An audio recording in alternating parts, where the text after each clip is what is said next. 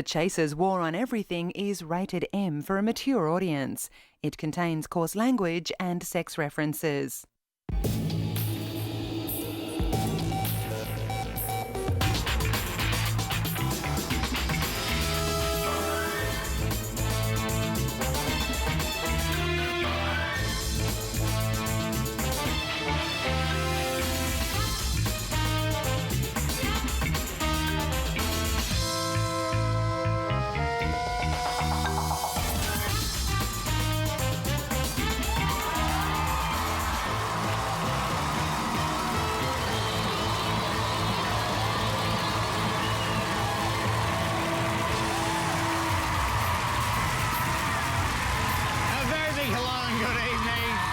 Joining us right around the country. Welcome to the War for another week as we celebrate Australia's latest tourist attraction tonight. Yes, Queensland's got the big pineapple, New South Wales has got the big banana, and now Tasmania's about to get the big ugly pulp mill. Yes. It is going ahead. Yes, move aside Booney's Mo and Steve Randell's finger. Tasmania's got a brand new symbol to it. And the first thing it's pulped is Peter Garrett's credibility, because he supported this mill just as much as the Liberals did. Yes. But the real irony of the mill that it's going to be run by a company called Guns. And Chris, I would have thought after Port Arthur, the Tasmanians would be pretty wary of anything involving guns. I would have thought so, but they are wary, as a matter of fact. Very few of the locals want this mill. But the good news for them is that it's going to be built in Beaconsfield, so there's a pretty good chance it'll collapse and be shut down. And the main local concern is where all the effluent's going to go. And I've been a bit proactive about this, Chris. Yes, I've rerouted the pipeline, so now it doesn't go into the Bass Strait. It comes out at Malcolm Turnbull's house. Wasn't easy work, but now it goes pretty much straight into his pool there at the mansion. Top work. Very proud of you. Also this week, a big television scandal, juicy scandal involving Australian Idol. I don't know if you heard about this. It's alleged that Channel 10's in the pocket of Hillsong Church because 4 of the 7 remaining finalists on Idol are members of Hillsong. I think it's Daniel, Ben, Tarasay and Matt. But I reckon it all balances out because Kyle Sandilands is clearly the devil. But look, it doesn't stop at Idol. Apparently Hillsong members are actually infiltrating lots of TV shows under the radar. There are some telltale signs. What should we look out for? What you look out for is the main clue is that they love to break out into song for no apparent reason all the time. So obviously we're talking about people like Daryl Summers. Yep, Paul McDermott might be a candidate. And obviously this guy as well. He's... Please tell me it's not true. Is this right, Andrew? Are you a mole from Hillsong? Well, it has nothing to do with me. Oh, I knew it. I've all got the same stupid haircut too. But returning to politics, and John Howard, have you noticed, is still refusing to name the election date, which isn't that surprising given how badly he's still trailing in the polls. Exactly. I think just about the only thing that could save Howard now is a major terror scare. Well, that could happen, because I noticed post-APEC that security's become a lot looser again. It's become even looser than APEC. Even looser than APEC. It's become a lot more relaxed in a lot of our major buildings. It's true. I found out this recently when I filled in for a mate as a delivery courier. Now, when you're a courier, you can walk into a building and deliver pretty much anything. Just a delivery? Oh my goodness, what's that picking? I don't know. I'm just the deliverer, I'm just the courier, I just need a signature. Has it been ticking all the time? Yeah, it's been actually. A bit odd. Okay. Yeah. Actually. G'day, mate. Can I just get a hold of a sec just while I get this paperwork right? What the hell is it? What am I holding? It's a sheep, mate. Can you... A sheep. It's a sheep. It's all right. Can you sign for the, sheep? I'm not fine for eating sheep.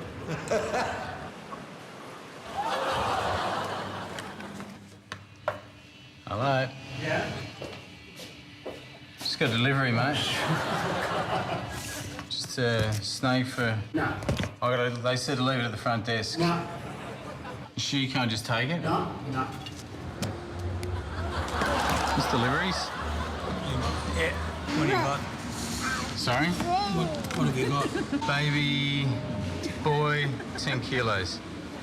Oh my goodness. You're kidding me. Maybe if you look after him, because I've got a few more to deliver before you guys can just look after the baby while... Pig's ass. Just need the signature. Just there. That's it. Thanks very much. I am not joking. To Australia.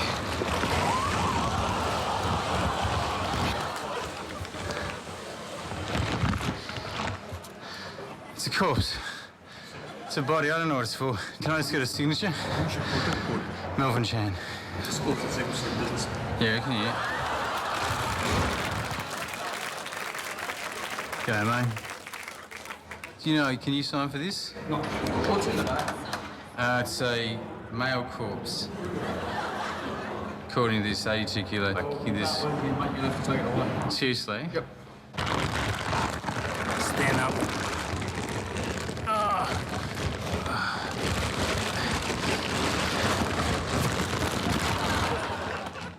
It's a miracle. Corpse.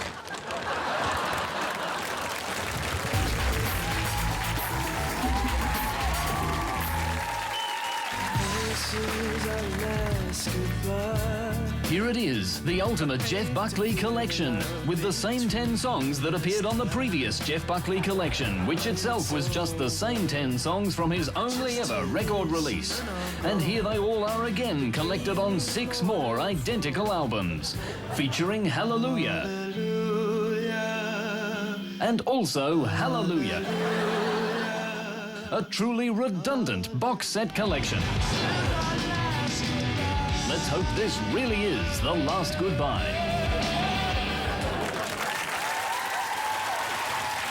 Now, guys, as someone who catches a lot of public transport, I can tell you I hate standing up on the bus. Oh, you know what I hate is when someone's got bags on the seat next to you and they still make you stand up. Oh, Tell me sucks. about You know what I hate are those seat hogs that refuse to slide across to the window. I hate those people. So much hatred. I can feel it. But look, the people who annoy me the most are the people who sit in the disabled seats when they are clearly not disabled. I'm telling you guys, it offends me as a disabled person. What? So, are you disabled, Jez? I didn't know you were Of disabled. course I'm disabled. Really? I'm chock full of disabilities. Look at me. But no one believes me, and I hate that. So my question is, how minor a disability can you have and still be able to play the disabled card? Excuse me, mate. Shouldn't you be standing for the disabled people? What? You're in the disabled seat. And there's disabled people standing up. Me, look at me. I've got a runny nose. Yeah, if you want to sit. Thank you very much. My nose is extremely runny. Who's the disabled person? Hey. Are you? Why are you doing that? I have tinea. Oh, okay, sorry, I didn't know that. Yeah. I got really big weekend. They said I shouldn't take the E, but I did, and now I've got this huge come down. So do you mind? All right, no worries. I'm seriously disabled. Yeah, please. Please. Thanks a lot. Thanks for that. Oh, thanks, mate.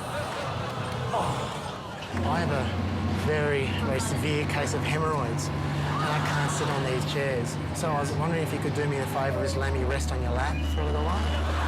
Have some compassion for a poor man with hemorrhoids. Thank you so much. I'm handicapped, and that would be the perfect parking spot for me if you guys don't mind moving. Oh, yeah, sure. Would you mind? Like, because honestly, I've got a really bad tennis elbow. It's very gammy. Oh, the tennis elbow kills.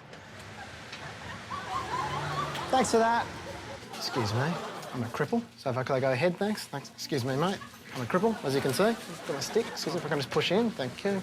Excuse me. I'm a cripple. Got my stick. Yep. So I just need to push in. I'm disabled. You mind if I'm disabled? See? I'm a cripple. Thanks.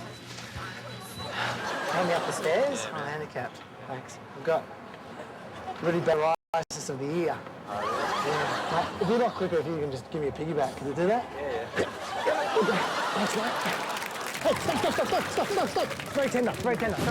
Sorry. I've got really sensitive skin. Can you just cradle me like carrying like a baby? It'd be a lot easier. Baby? Just like a baby. That's it. Oh, it's much better. Oh, shit, hang on. Sorry. I forgot my wallet back down there. Can you take me back down? Thanks. Where was it? Oh, no, sorry. It was in my pocket after all. Excuse me. Hi, can I borrow your wheelchair for a while? I really need it. Like, I've got split ends. Sorry, man. I've got bad plaque. Honestly, that's doubly handicapped. Yeah, whatever you reckon, mate. I have a nasally, annoying voice. Listen to it. Listen to my voice. Please. Have a heart.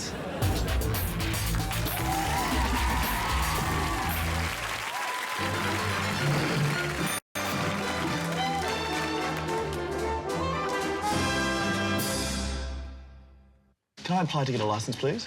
Apply? Yeah. You have a ticket? No, I need it now. I got a hunger for speed, I got a full throttle need. You gotta get me on the road to meet my baby tonight. With the wind in my hair, I want some twin engine flair. He gotta start it up, he gotta hear it burn. Driving in the right direction, I thrive in erection. Put the pedals to the metal and drive it straight to hell. Vroom, vroom, yeah! Vroom, vroom, yeah! Gonna fool around picking up sluts everywhere. So don't be a cow, I need my license right now. You gotta get me on the road to meet my baby tonight. You gotta get him on the road so he can get a blowjob tonight.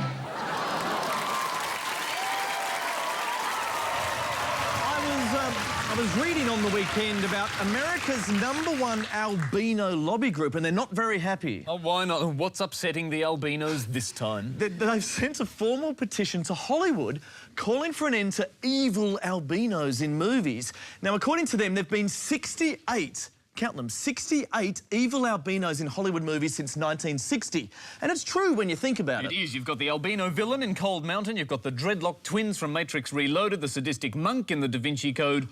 All of them psychopaths and all of them albinos. Albinos. So, the lobby group thinks they're being unfairly typecast as crazed murderers, so they've appealed to the Hollywood studios, asking them to write some more positive albino roles. And it looks like the message might be finally getting through, judging by this new trailer.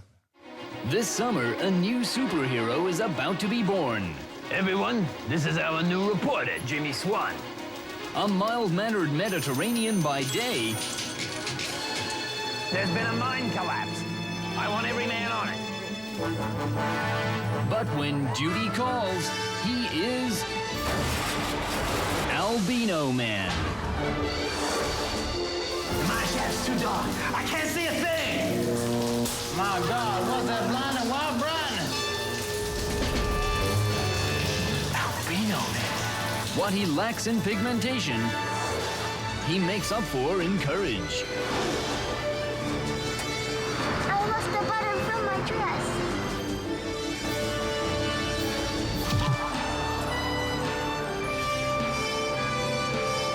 Thank you, Albino.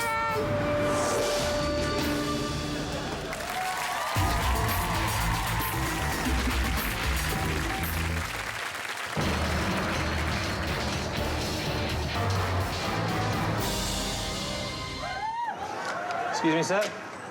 Standing on the wrong side of the escalator, $75 fine. I beg your pardon? It's just a fine to try and enforce travelling on the left-hand side. You're on the wrong side, $75 fine. Here we go, mate, come on. You can't walk away. There we go. Come on. We've got to draw the line somewhere. And we draw the line right down the middle of the escalator. If you're on the right-hand side of it, 75. That's it. You have to turn around, walk back down this way. Sorry, you have to walk back down. Madam, it's very clear you went up the wrong side of the escalator. I issued you with an order to come down. You've come down the wrong side of the escalator, all right? That's 2 infringements. $75 each, that's $150. What? Mate, it's punks like you that are causing chaos on our escalators, all right? You get your act together, you stand on the left. Now, these people up here are walking up the wrong side. They're walking, though, madam. You see they're walking? You're standing. But the other guy was standing. Yeah, well, look, if you weren't being so obstreperous, I would have got it. Now I'm losing my targets because you're causing me trouble. I'm not causing You are. Come on, madam. How can I be causing you trouble? Well, turn around. Walk down. Come on. Down you come. Down you come. All the way. That's it. What side were you on, man? The right side. Yeah, the right side. That's the wrong side. Well, look, it's punks like you who are causing problems on the escalators of this city. I don't need the attitude. Punks like yeah. me? Yeah. Oh, come on. I wasn't being a punk. $50. Thanks. No worries. Thank you. I believe you. Well, to be honest, I quite enjoy my job.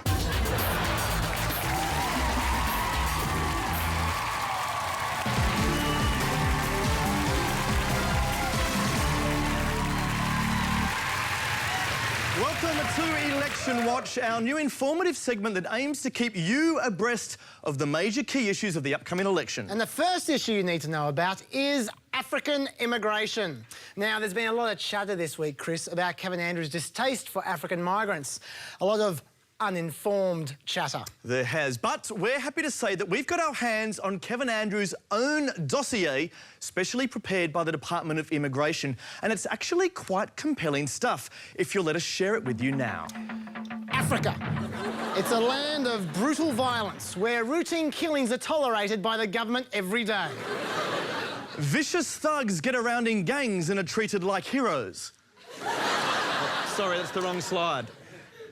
No, that's the wrong one. There we go, correct. Yes.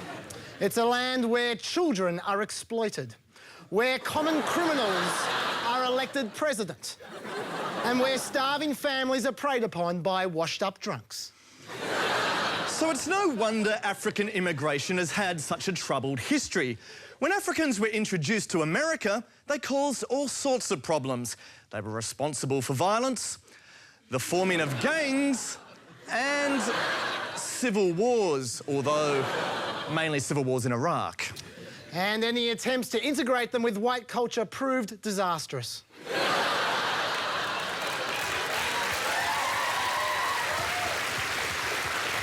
Meanwhile, here in Australia, while there hasn't been nearly as much African immigration, it's been even more problematic. Africans are responsible for as much as 0.8% of the crimes committed in this country, from property damage to crimes against humanity.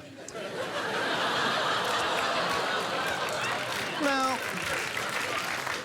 while some may view these findings as an election eve stunt, nothing could be further from the truth.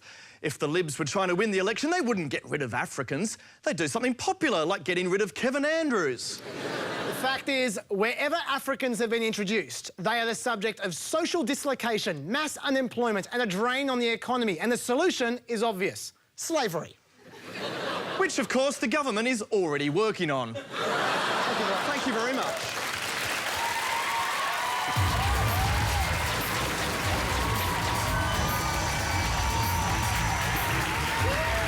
Give me a wrench, Craig. Let's get to work in the segment where we fix all the world's problems. And the first problem this week, big one, Mr. Potato Head. Yes, forget Chappelle Corby. This guy's the new drug mule after he was busted at Sydney Airport this week carrying 10 ounces of ecstasy tablets. Oh, yeah, he's been supplying for years. He's a drug lord from way back. I mean, you've only got to look at the photos to see some of the clients he's been looking after as well. And he's not in it alone either.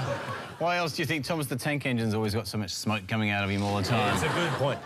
But you got to feel sorry for Mr. Potato Head. I mean, since he was busted, he's finding it a lot harder to sell ecstasy on the street. Psst, guys, you want to score? Want to score? $50 a pill, man. $50? Yeah, you bet. Can I have a look? Can I have a look? You've already had some, have you? No. There we go. Now, there's the hug. How about an E? You want an E? A what? Oh, Hey. fuck's sake. Come on, man. I'll give you more when you've had some of these. It's fucking bank robbery, man. What's going on? Mate, the importing costs, they're pretty high. You pay up or else I have to rearrange your face, eh? Hey, kids. Hello. Say yes to E, yeah? $50 a pill. Come on, man. You get totally mashed. Oh, get the fuck away from me, man. You're not setting a very good example for my child. Hey, I'm just an honest potato trying to make a dishonest living, and all I've right? got a 6-year-old child that loves you. Yeah, well, you know. No, this is ridiculous. Hey, you want your kid to be You are happy? full of shit. I'm full of E's, not shit. He You doesn't bet. set a good example. Oh, no, do you realise the street value of that? You are a disgrace. Tell you what, you definitely need an E. OK, our next problem this week, Kerry Packer. He is just as much trouble dead as he ever was alive. And now we hear that the Packer family compound in Sydney is getting around the water restrictions by watering their garden whenever they like, using water that they've bought from a third-party supplier. Yes, it's a legal loophole that they've found, so technically they're allowed to do it. But we're not that impressed by their choice of third-party supplier. We reckon we could supply water to the Packer compound just as well. The only way we know how. Want some tap water? Here we go. Oh, we're the new third-party provider of water around here.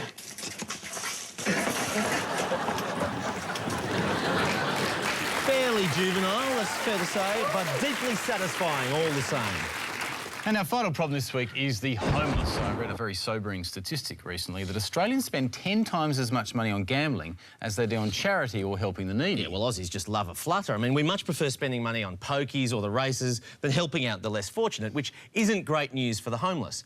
But as always, the fixers have come up with a solution. Spare any change? Oh, come and play the pokies, help me get some train fare to go home. Barry here, he's homeless. OK. We want to try and raise a bit more money for him. Sure. We figure the way to do that in Australia is turn him into a pokey. That's where Aussies like putting their money, right? All right. He's down on his luck, but you could be up on yours. Sure, you're There you go, mate. Good on you. Do I get it back? Do I win like a windfall? Well, it's just like the pokey, so probably not. Ding, ding, ding, ding. Loser! Now, you're not a problem gambler, are you? No, he is. Yeah, that's how he's ended up this way. Winner! Winner! Yeah, take your money. There you go. You actually made a profit out of a homeless person. How do you feel about that? Bad, I guess. Winner! Winner! There you go. Look, you've won. Well done. You're going to take $20 away from a homeless person? Yes, absolutely. All right, OK.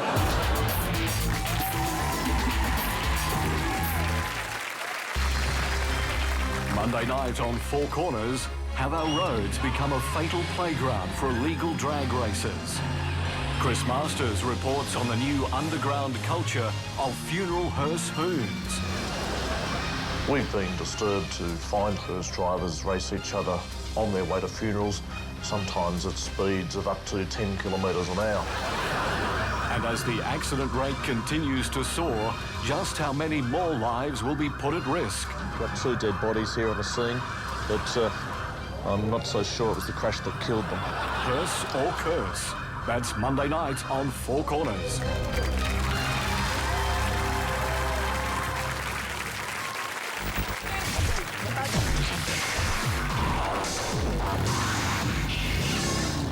It is Ad Road Test time again, where we scrutinise the world of TV advertising, and I'm pleased to report it's a super-sized double helping this week. With extra cheese, or should I say, extra oats. Because the first ad we're looking at is this delightful piece of commercial copywriting from Uncle Toby's. Excuse me, have you tried these? Uncle Toby's oat bricks. Hey, they're new. They're made with oats. These are good. Did you know that oats, like those in oat bricks, are rich in beta-glucan to help lower cholesterol reabsorption? That's got to be good. They are good, love. See, now that is what I call journalism. Give that man a Walkley right now. Not since the Indonesian tsunami have I seen such sensitively handled vox pops by a reporter. And amazing, everyone he interviewed was not only deeply fascinated by the cereal in question, but also completely blown away by its taste. Astonishing. But would you get the same response in the real world? Excuse me, have you tried these? I'm fine. I haven't. No interest? Okay. Are you interested in oat brits, sir? Oat brits for you? No. Oat brits for you? No. Oat brits? Anybody? Is anybody interested in oat brits? Why aren't you interested in this dry, papery cereal? Do you know that oat brits are rich in beta-glucan, which is, they're like oats in any other product, which helps to lower cholesterol reabsorption? Excuse me, madam, would you care for an oat brit appetizer? Okay, you get back. Excuse me, sir, would you care for some oat brits with your coffees? No, thank you. Not interested in the oat brits? No, I've got a sauce. Really think you should try some oat brits? Look at that. That was not in the ad. That was not in the ad. What a difference a couple of weeks, mate. The community's done a U-turn on the question of oat brits. A lot of anti-oats sentiment out there in the electorate. In fact, if you look at the latest Nielsen poll, oat brits have an even lower approval rating than John Howard at the moment. Well, enough of the appetizer, guys. Let's move on to the main course. And the next ad, that's right, we are putting to the test is the latest campaign for the cable TV network Foxtel. Yes, it's a pretty arty, well-made affair, unlike just about everything on Foxtel. And the premise seems to be that you can experience life a lot more richly by rolling everywhere, rather than walking. Look, you can even roll on walls, apparently. It's fantastic advice, isn't it? And it's so practical, too. Who hasn't wanted to roll down to the shops to buy oat brits? So, the thing I love is in the ad, no one seems to blink at all while this rolling body hurtles towards them. Not a flicker of concern. No. But what would happen if you carried on like that in real life? What I see, the sun is rising for you. What I got, yes, who are you? I'm gonna give it to you. Oh. It's all Oh, God. Oh. God Chris Hurts.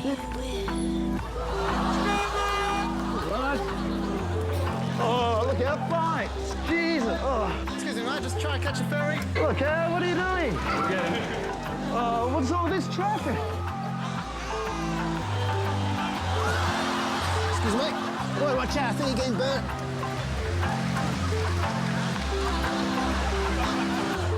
Oh, my God.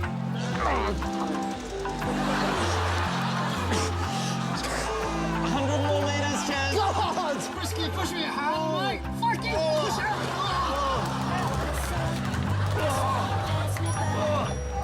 Oh, look out.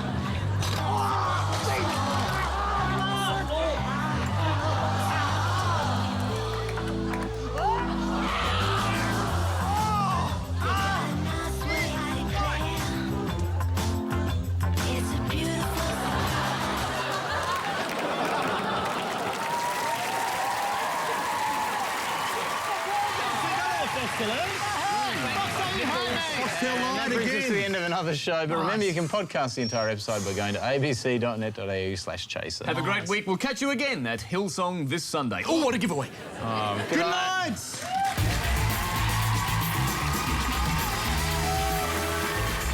Oh, some fresh air.